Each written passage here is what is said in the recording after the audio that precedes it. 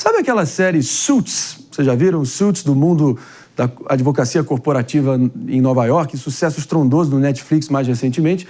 Basicamente, o enredo ali é onde um homem que finge ser um advogado acaba entrando em umas firmas de advocacia mais prestigiadas de Nova York e aí causa o reboliço todo.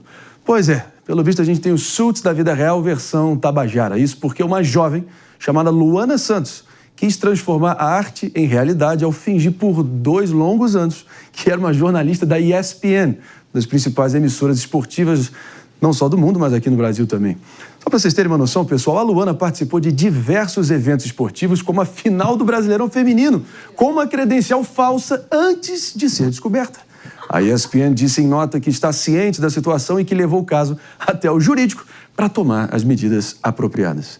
Cara, difícil ainda nos dias de hoje você conseguir passar desapercebido por 2 anos onde tudo é identidade pela sua face, bota o dedo, faz um monte de coisa, várias checagens. É um grande gap isso daí, né? Vale dizer que ela produziu de própria iniciativa um crachá idêntico ao crachá ideológica, né? Para o PP que é advogado, né? Como é que termina essa história, PP, na tua hipótese? Não, eu acho que ela vai ficar famosa, vai ter mais likes, vai ter mais compartilhamento, vai virar uma influencer famosa de como dar golpe para poder assistir de graça campeonatos importantes do Brasil todo. Isso é uma doença, e vai ficar impune. Vai ficar o quê? Não, peraí. Se é doença ou não, acho que o PP aqui foi, assim, ácido, mas certeiro. Eu não me surpreenderia nem um pouco se o PP acertar em cheio. Vamos botar na pauta pra gente falar sobre isso daqui a uns meses, né? Mas é a questão no momento ela apagou a conta no Instagram, ela tinha 20 mil seguidores, mas eu não duvido que ela ressurja com ainda mais influência. Provavelmente seja uma doença, não posso afirmar, né? Não tenho dados, não fiz uma anamnese, mas isso é provavelmente o que a gente chama de mitomania. A pessoa começa a mentir, acreditar na própria mentira como se fosse verdade. Então ela vive aquela realidade. Provavelmente se você for entrevistá-la, ela vai dizer, vai falar, vai contar e não vai ter ideia de que ela não é aquela pessoa. Isso é uma loucura. Pensando nos eventos esportivos, onde ela provavelmente conviveu com colegas de imprensa, ela chegava lá com o crachá da ESPN. Os outros jornalistas das outras emissoras deviam achar que ela era jornalista de fato. Mas isso para ficar 2 anos frequentando esses ambientes? Claro. Jess. Eu acho que isso é, assim, fora do caso, mas isso é uma coisa comum na nossa sociedade hoje. Ela é um caso esdrúxulo, ela fingiu, falsificou um crachá, mas eu acho que é tanta gente que finge ser o que não é, que no sentido pessoal, no sentido de potência, no sentido profissional, que é uma coisa tão mais comum do que a gente imagina. A diferença é que essa menina foi além. Ela falsificou um crachá, ela deu nome para uma editora, mas é uma geração, é um mundo de CEO da própria vida. É uma realidade em que a aparência, a forma que você se veste, aonde você está.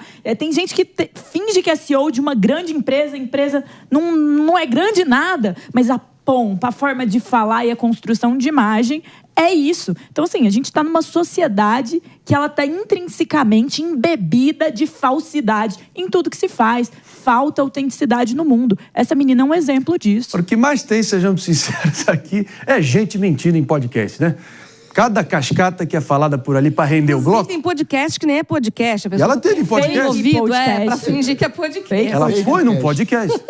Que fique claro aqui, ela foi num podcast como jornalista, entrevistadora, contando histórias, e agora ela será entrevistada não só pelo podcast, mas pela justiça. Vamos ver o que vai acontecer. Eu tô com o PP nessa aí, a minha previsão é essa. Presa por causa disso aí, eu acho improvável. Falsidade ideológica, acho que o que me conseguiu identificar a falsidade ideológica, claro, sem forma de dúvida, falsificou uma credencial da ESPN, que é uma instituição privada, né? E o que mais? Fraude, talvez.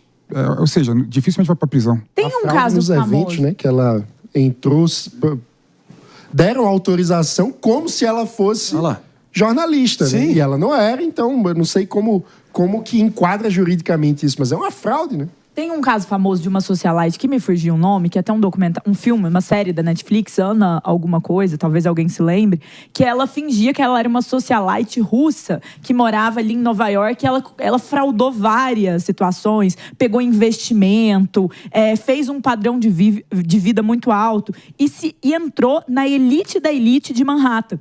um dos lugares mais exclusivos do mundo. E ela passou anos vivendo uma vida que não era dela, em uma personagem, foi condenada, foi realmente presa, e hoje ela volta a ser uma figura de influência por causa do seriado, por tudo isso que aconteceu, e as pessoas têm um gigante interesse nela. E ela enganou gente demais, ela fez milionários investirem num clube fictício que ela ia criar, ela criou uma família fantasiosa, e ela viveu essa realidade por anos. Casos como esse hoje em dia são mais comuns.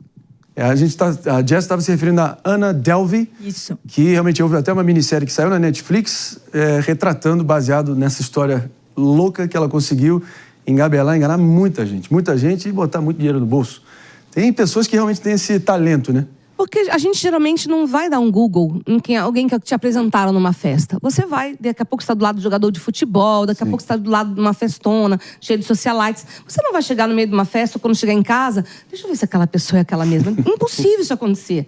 Então é aí que a gente tem que começar a perceber, aquilo que eu já falei aqui, quem são os seus gurus, quem são as pessoas que você fica próximo e achando que a pessoa é incrível. Não é incrível só porque falou meia dúzia de palavras bonitas. A gente tem que começar a perceber quem é de verdade mesmo, né? Eu procuro fazer isso. E estimulo as pessoas que eu atendo a fazerem isso.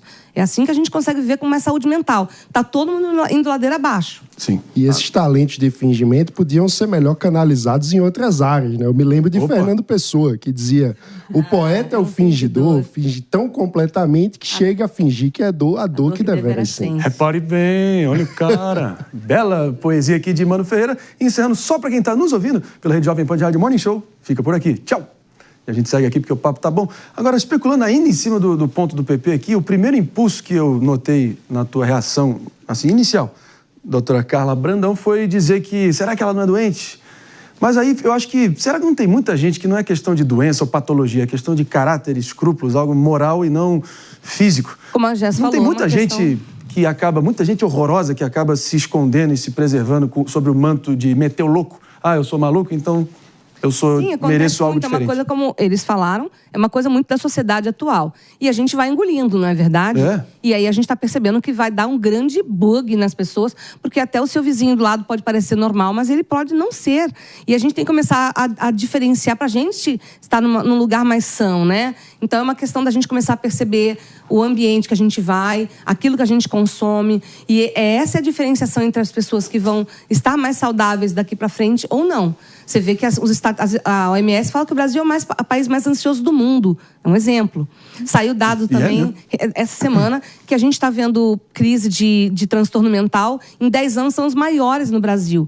Ou seja, a gente tem que começar, nas empresas, né? A gente tem que começar a repensar aquilo que a gente consome e como que a gente vive. Senão a gente vai ver o que a Jess falou. A gente vai começar a ver muito mais coisas como essa. Esse é um crime.